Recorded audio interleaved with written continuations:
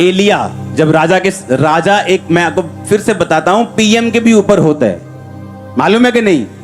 PM संविधान के साथ बंधा हुआ है, प्राइम मिनिस्टर संविधान से अलग नहीं कर सकते कुछ। राजा संविधान से बंधा हुआ नहीं है, संविधान उससे बंधा हुआ है, वो कभी भी चेंज कर देगा और राजा को कोई नहीं बोल सकता। राजा के सामने जाके एलिया कहता कि मेरे कहे बिना, मेरी जिम्मेवारी, ना बारिश आएगी ना आंच पड़ेगी। मतलब उस समय टुल्लू पंप नहीं होते थे, सबमर्सिबल नहीं होते थे। अगर मान लो एक बोर करना है तो पता नहीं कितना नीचे खोद खोद के जाना पड़ता था। उसका यह कहना कि बारिश नहीं आएगी, ओस नहीं बढ़ेगी, मतलब तुम सब भूखे मरोगे। कहता मेरी जिम्मेवारी, तुम भूखे मरोगे। इतनी दलेरी रखने वाला बंदा कहता जिस परमेश्वर के सामने मैं खड़ा रहता हूं उसकी शपथ, मेरे कहीं बिना ना बारिश आएगी ना ओस पड़ेगी, तुम सब भूखे मरोगे। अभी थोड़ी देर में देखना तुम क्या होता है। और जब सब कुछ हो गया, बारिश नहीं आई, फिर 3 साल 3.5 साल बारिश आई, सब कुछ जब हो गया, आपको मालूम जब उसने नबी बाल के मार दिए तो उस राजे की पत्नी इजाबेल क्या बोली कि आज मैं एलिया की गर्दन धड़ से, और बाइबल कहती एलिया भागा। जो राजा के सामने नहीं डरा वो एक औरत से कैसे डर गया? यह साबित करता है कि हम चाहे आत्मा में जितने मर्जी हों, हमें हर सिचुएशन हैंडल करने का मौका और उसका एक डिसीजन देना होता है कि मैं उसको कैसे हैंडल करूंगा। आप मेरी बात समझ रहे कि नहीं? यह नहीं कि वो एलिया था तो उस सिचुएशन को वो आत्मिक रूप से ही हैंडल करेगा।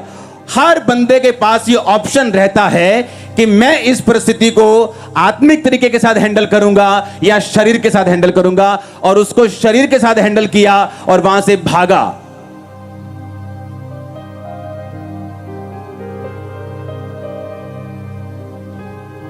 आप 10 दिन एटीएम में जाके रोज पैसा निकलवाते रहे, 25,000 रोज 25,000, और 10 दिन में आपका जो 2.5 लाख है वो खत्म हो जाए।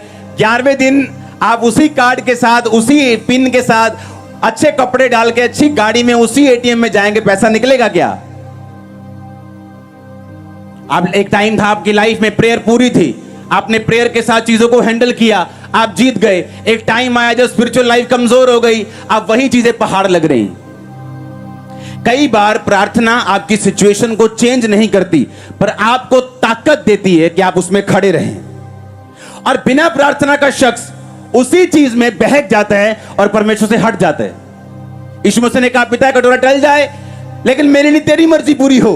और अगले दिन प्रार्थना करने के बावजूद भी परमेश्वर को वो क्रूस उठाना पड़ा, क्योंकि ये परमेश्वर की मर्जी थी। लेकिन प्रेयर की हुई थी इसलिए वो क्रूस को हटाया नहीं गया, परमेश्वर ने मना नहीं किया, मुंह से बद्दुआ नहीं निकाली, और अपनी परीक्षा में स्पिरिचुअल तरीके के साथ हैंडल करके आज मेरा और आपका वो बॉस है, मेरा और आपका वो परमेश्वर है।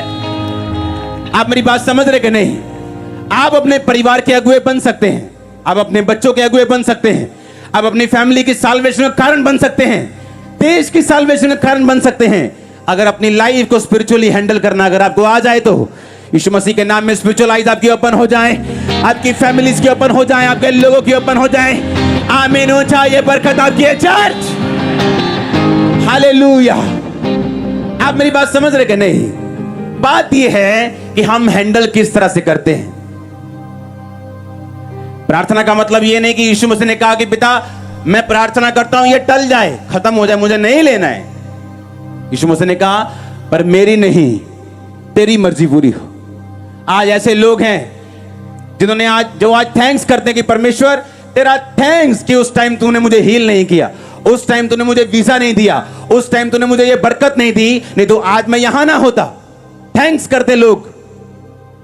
हालेलुया।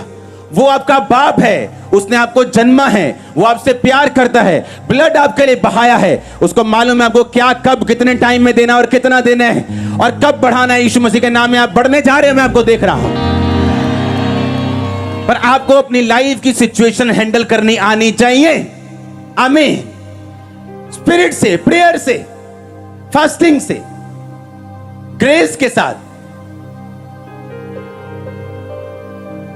अगर परमेश्वर ने यह सोच लिया है कि आप इस परिस्थिति में 2 महीने रहेंगे, तो वो 2 महीने आप शैतान के हाथों में पड़ सकते हैं या प्रेयर करके फास्टिंग करके उन 2 महीनों को प्रार्थना में गुजार सकते हैं, लेकिन प्रमोशन तभी आएगी जब हम परमेश्वर में 2 महीने गुजारेंगे तो।